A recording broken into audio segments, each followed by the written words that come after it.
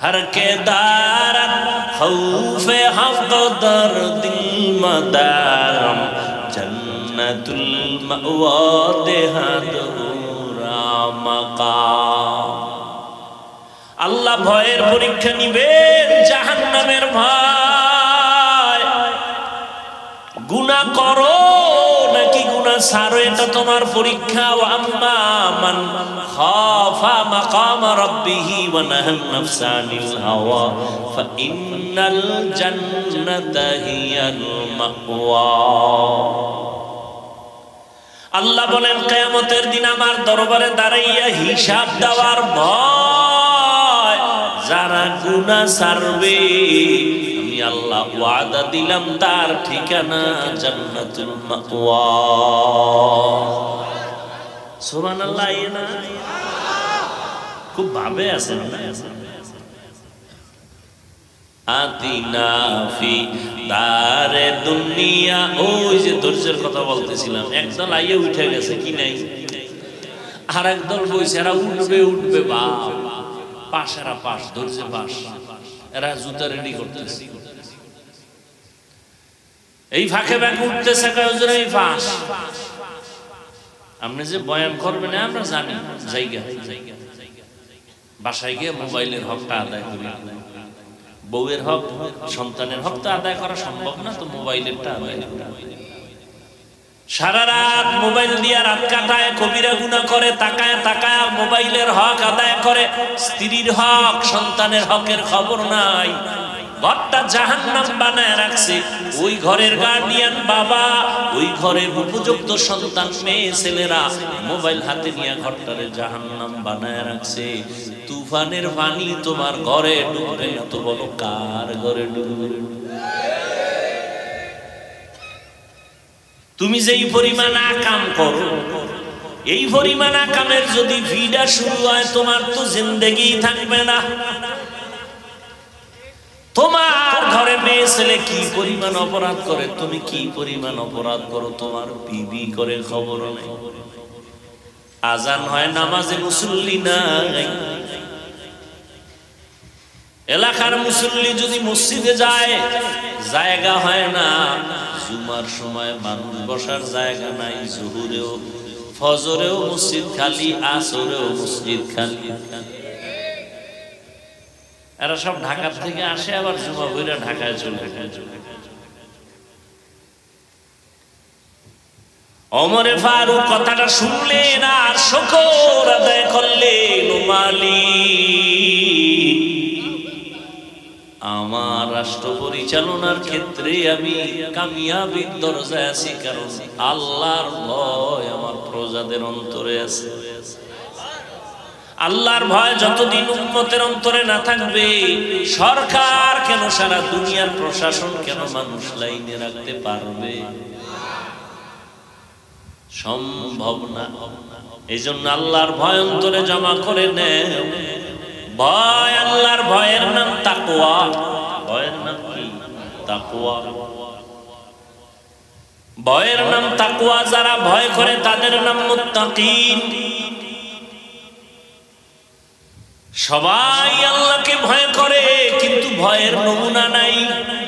সবাইকে যদি বলে আপনি ভয় করেননি, বলবে না ভয় করি। গাঁজা করেও কয় ভয় করি, বিড়ি যারা টানে এরাও কয়। কি এই মোনাজাতের পরে বিড়ি টানবে না একদল আছে? কেমন জুতার বাড়ি দরকার যে এত বড় বরকতি প্যান্ডেল থেকে বেরোইয়া মোনাজাত দিয়া বাসায় যাইতে যাইতে বিড়ি টানে। ও কত বড় ইতর, কত বড় বেলাজা, বেহায়া। এর থেকে বেশরমা বেলাজার কে হতে পারে? একটা জান্নাতি বাগান থেকে বেরোয় বিড়ি টানে। বিড়ি টানলে শরীরের এনার্জি বাড়ে, চেহারা সুন্দর, যৌবন বাড়ে। তো পায়খানা খাইতে না?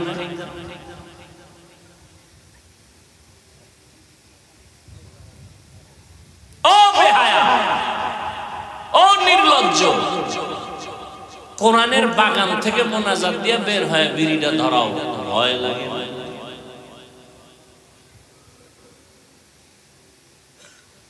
আল্লাহ হেদায়েত দান।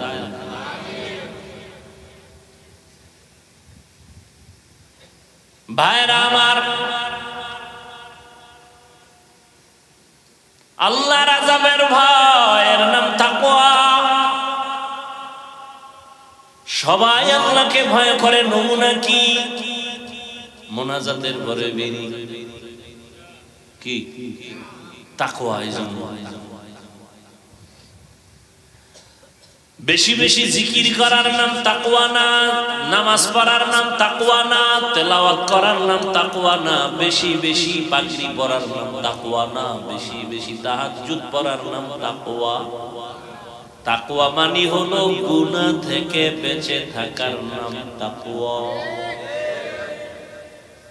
আপনি 1000 দানার তসবিহ টানেন আর আপনার ফলায় গ্রামীণ ব্যাংকের ম্যানেজার। হ্যাঁ, আপনি মসজিদের বারান্দায় বসে তসবিহ টানেন আর আপনার উপযুক্ত মেয়েটা রাস্তা দিয়ে বেপরদায় যায়, সবাই সাথে দেখা সাক্ষাৎ করে, কি লাভ হবে আপনার এই তসবিহ টানায়?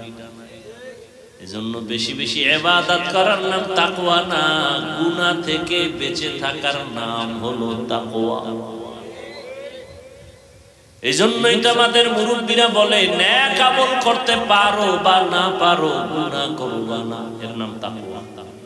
নেক আমল করতে পারি বা না পারি, কি করব না, এর নাম তাকওয়া। কারো গুণগান করতে পারি বা না পারি, কারো বদনাম করব না। কারো উপকার করতে পারি বা না পারি, কারো ক্ষতি হুয়াতে নে কি নাদারি বদমকুন বরওজুদে খুদ সতম বেহদ মকুন হক নাদারত দোস্তে খলকা জারেরা নিস্তে ই খসলত একে দিনদারেরা। 5টা জিনিসের মাধ্যমে আল্লাহ পরীক্ষা নিবেন। 1 নম্বরে কি গেছে, ভুলে গেছে, দেখছেন? 1 নম্বরে কি? আল্লাহ পরীক্ষা নিবেন 5টা জিনিসের মাধ্যমে। 1 নাম্বার হলো আল্লাহর ভয়। পাস করার জন্য একটা পুঁজি লাগবে, কি? সব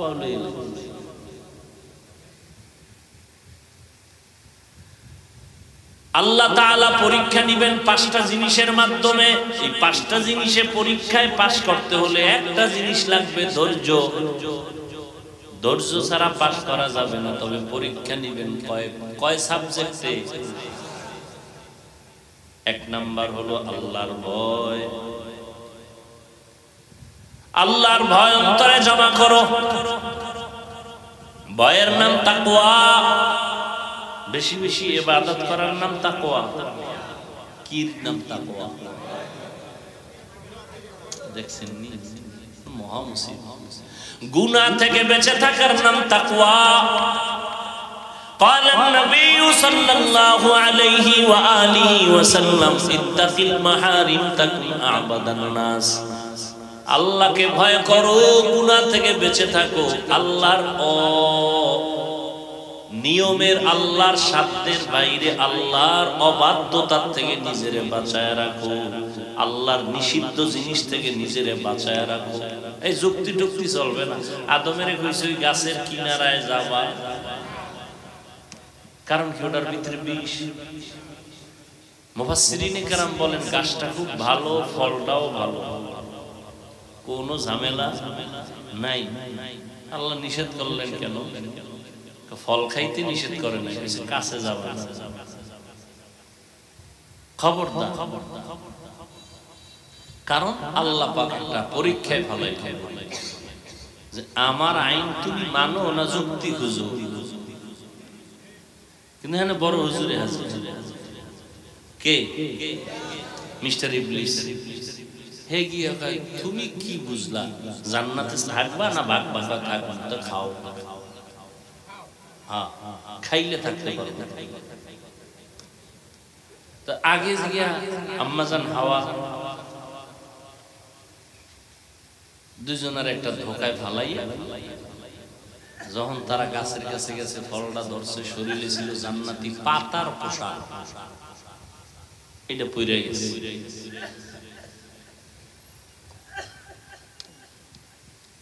আল্লাহ একটা বিধান কায়েম করলেন, সব খাও, হালাল হালাল হালাল খাও, যা পাও খাও, যা পাও খাও, তবে একটু খবরদার খুঁজবা আমার কোনো খাওয়ার ক্ষেত্রে নিষেধাজ্ঞা আসেনি, খুঁজবা না যুক্তি।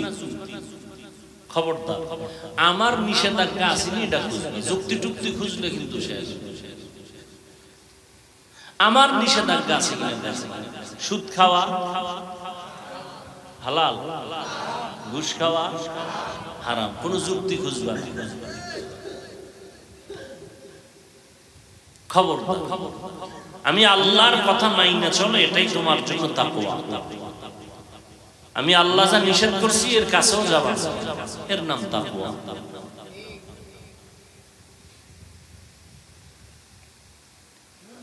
আল্লাহর ভয় অন্তরে জমা করে গুনাহ থেকে নিজেরে বাঁচাও, এর নাম তাকওয়া। দ্বিতীয় পরীক্ষা আল্লাহ পাক বলেন ক্ষুধার মাধ্যমে পরীক্ষা।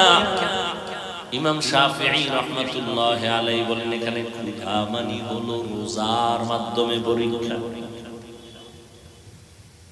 অনেক কুলাঙ্গারের বাচ্চা এই রোজায় দেখা গেছে রোজা রাখে নাই, মুসলমান চায়ের দোকানে বয়ে বয়ে কইছে আমার ঘরে কি ভাতের অভাব, আমি রোজা রাখবো কেন? এমন কুলাঙ্গারের বাচ্চা নাই?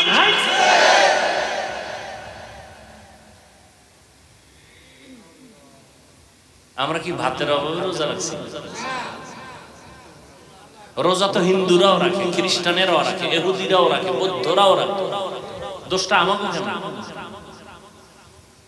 সারা দুনিয়ার সব ধর্মে রোজার নিয়ম আছে, সিস্টেম আলাদা, নাম আলাদা। ওদের মধ্যে এক কথা, ওরা না খাওয়ার সাধনা করে, এটার নাম রোজা। না খাওয়ার সাধনা, কোন কোন ধর্মে এমন আইন আছে না খাইয়া সাধনা করতে করতে মর, জান্নাত বিনা হিসাবে। আমগো ধর্মে না খাওয়ার সাধনা না, বরং আমাদের ভেতরে না খাওয়ার মাধ্যমে আমার আল্লাহ পাওয়ার সাধনা।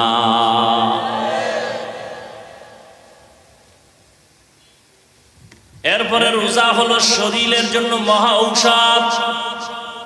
নিমক হারাম রাখা, রোজা রাখলে গ্যাস বাড়ে, ওর সুস্থতা বাড়ে। রোজা হইছে ঔষধ, এটার বানাইছে রোগের কারণ। যেমন নিয়ত তেমন ফলাফল। অথচ রোজা শরীরের মহা ঔষধ। এই জন্য নবীজি সোমবার বৃহস্পতিবার রোজা রাখতেন প্রত্যেক সপ্তাহে। আর আমরা 30 রোজাই রাখতে পারি। হ্যাঁ, আবার কিছু লোক রাখে ঠিক, কষ্টর কাম করলে আর রাখতে পারে না। মাটি কাটবে রোজা রেখে, এটা কেমনে সম্ভব? কথা মাটি কাটার লোকের মধ্যে কি রোজাদার নাই? ওরে আল্লাহ কিয়ামতের দিন দাঁড় করায় আপনার ভিড়াইবে, ও পারলো 2 বার। ক্ষুধার মাধ্যমে পরীক্ষা রোজা। আবার মাঝে মাঝে আল্লাহ না খাওয়াইও পরীক্ষা নিবে। আরে মেয়ে, আমার নবীর কোন গুনাহ আছে? সবাই বলেন, নবীর কোন তুলনা আছে? যেই নবীর জন্য আল্লাহ নিজে আশেক। মুসা নবী আল্লাহর আশেক, ঈসা নবী আল্লাহর আশেক, ইব্রাহিম নবী আল্লাহর আশেক। আল্লাহ কয় আমি শুধু মুহাম্মদের আশেক। সেই নবী দোয়া করলে উহুদ পাহাড় স্বর্ণ হয়ে যায়।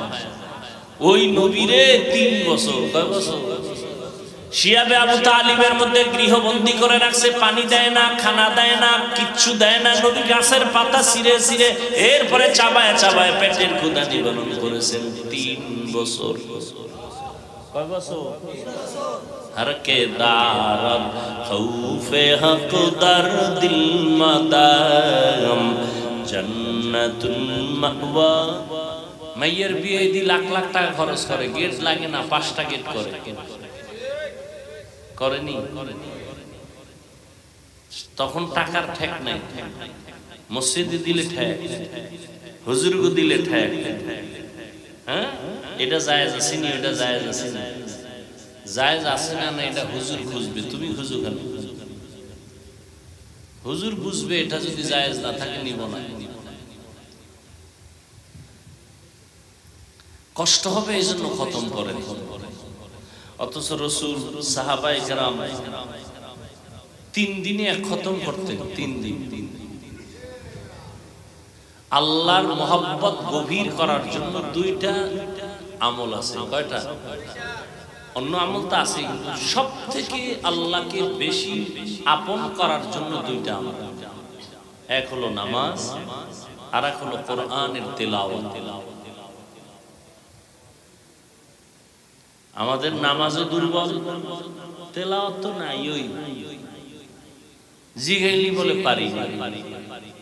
কিয়ামতের দিন যারা বলবে পারি না, এদের ফিডা ডবল। এদের শাস্তি কি? শিখলি না কেন, করলি